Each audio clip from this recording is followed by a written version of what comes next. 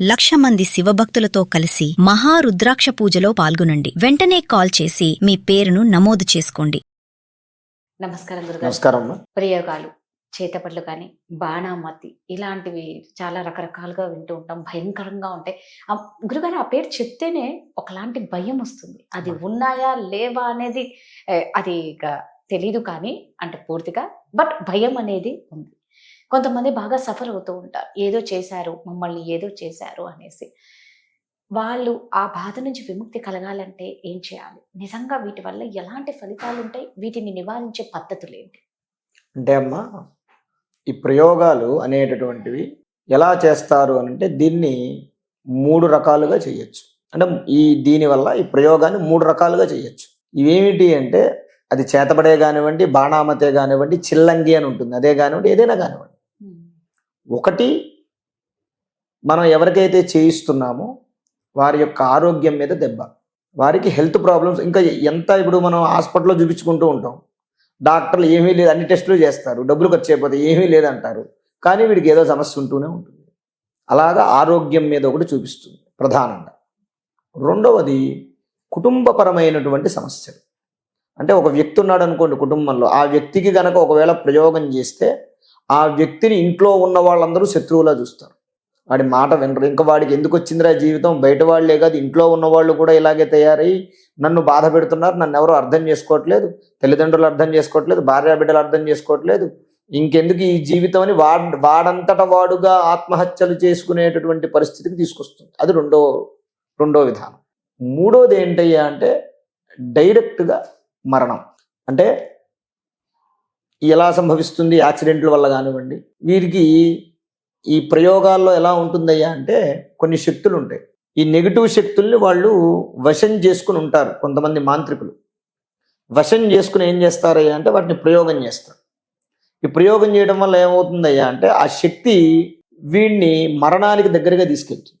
ఇప్పుడు యాక్సిడెంట్లు అవ్వచ్చు, లేదు ఓ డాబా పైకి ఎక్కుతాడు చూద్దామని, ఆయన ఎన్నోసార్లు ఆ డాబా ఎక్కి ఆ చివరి నుంచుని అన్నీ చూసి చేసినా సరే వాడి కర్మ కాలిపోయింది అనుకోండి, అప్పుడు ఆ ఇది వస్తే ఆ డాబా పైకి వెళ్ళిపోయినప్పుడు కాలు జారి కింద పడ్డము, లేకపోతే ఇతరత్ర వేరే ఏమన్నా ప్రమాదాలు లాంటివి జరగడం, అగ్ని ప్రమాదాలు, ఇంట్లో ఒంటరిగా ఉన్నప్పుడు అగ్ని ప్రమాదాలు జరగడం, లేదు వాడంతటా వాడు పిచ్చోళ్ళలాగా అయిపోయి ఒక సైకోలాగా వాడంతటా వాడు బిహేవ్ చేస్తూ పిచ్చోళ్ళలాగా అయిపోయి వాడంతటా వాడు ఆత్మహత్య చేసుకుని చావటము, ఇలాంటివి ఈ 3 కూడా ఈ విధానాలుగా ఉంటాయి, ప్రయోగంలో విధానాలుగా ఉంటాయి. ఇలా ఉన్నప్పుడు వీటిని నివారణ చెయ్యాలి అంటే ఏం చెయ్యాలి అంటే, ముందు ఎవరైనా సరే కాస్త మంచి వాళ్ళు, అనుభవజ్ఞులు ఎవరైతే ఉంటారో ముందు వాళ్ళ దగ్గర ఓ గురువు గారి దగ్గరికి వెళ్ళాలి.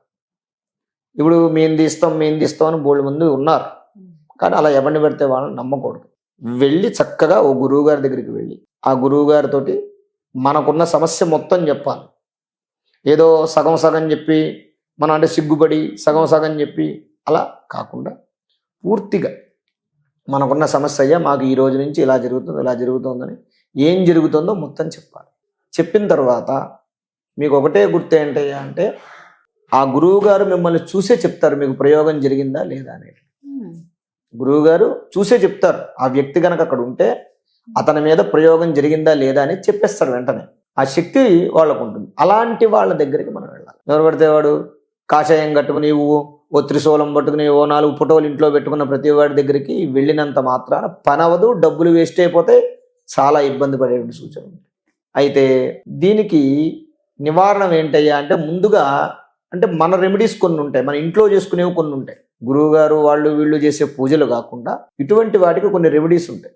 ఆ రెమెడీస్ ఏంటయ్యా అంటే ఒక 11 నిమ్మకాయలు తెచ్చుకోవాలి. నిమ్మకాయలు తెచ్చుకుని ఆ నిమ్మకాయలు దగ్గరలో అమ్మవారి గుడి కానీ ఆంజనేయ స్వామి గుడి కానీ ఉంటే అక్కడ పెట్టించి పూజ చేయించుకోవాలి. తెచ్చుకుని ఇంట్లో పెట్టుకోవాలి.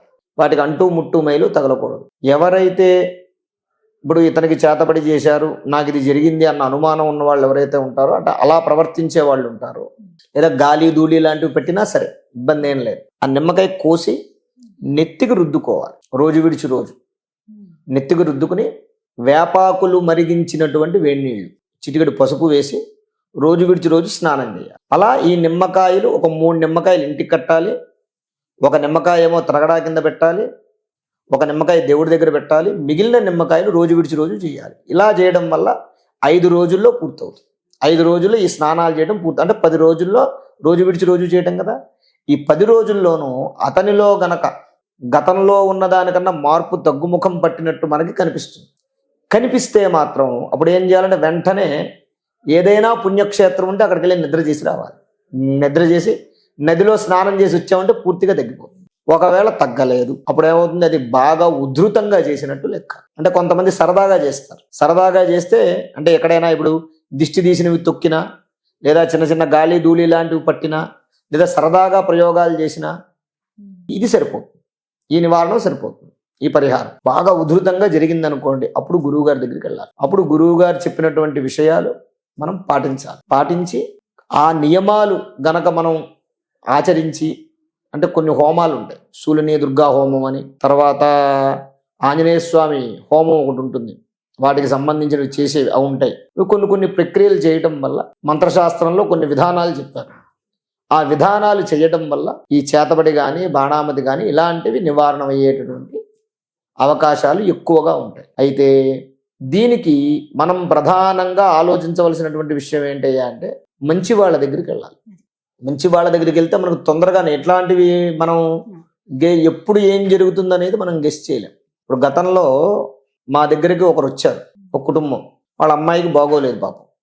వస్తే సర్లేండి వస్తాం, వచ్చి చూస్తాం అని చెప్పి వెళ్ళాం. వాళ్ళ ఇంటికి వెళ్ళాం. వాళ్ళ ఇంటికి వెళితే ఆ అమ్మాయి పాపం ఒక ఆత్మ పట్టినట్టుగా బిహేవ్ చేసింది. బాగా వేరే అమ్మాయిలాగా బిహేవ్ చేసింది.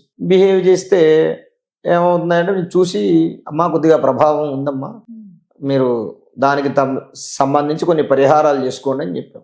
ఆ ప్రకారంగా పరిహారాలు పాపం తల్లిదండ్రులు కష్టపడి చేశారు. 108 రోజులు చేస్తే 108 రోజుల్లో పిల్ల సెట్ అయిపోయింది. పిల్ల శుభ్రంగా ఉంది. ఇప్పుడు శుభ్రంగా కాలేజీకి వెళ్ళి ఇప్పుడు డిగ్రీ చదువుతుంది ఆ పిల్ల. అంటే నేను అనేది ఏంటంటే, మంచి గురువుల్ని సంప్రదించాలి. ఎవరిని పడితే వాళ్ళని టీవీల్లోనూ లేకపోతే ఫోన్లోనూ ఇట్లా వచ్చేటువంటి వాళ్ళని కాకుండా, మన ఇంటి పక్కన ఉన్నారు, ఆ సందు పక్కన ఉన్నారు, దగ్గరలో ఉన్నారు కదా, ఎవరి దగ్గర పెడితే వాళ్ళ దగ్గరికి వెళ్లకుండా మంచి వాళ్ళని సంప్రదించడం వల్ల ఈ ప్రయోగాలకి నివారణ అనేటటువంటిది లభిస్తుంది. చక్కగా చెప్పారు గురుగారు. నమస్కారం. ధన్యవాదాలు. శ్రీ మహాగణాధిపతయే నమః.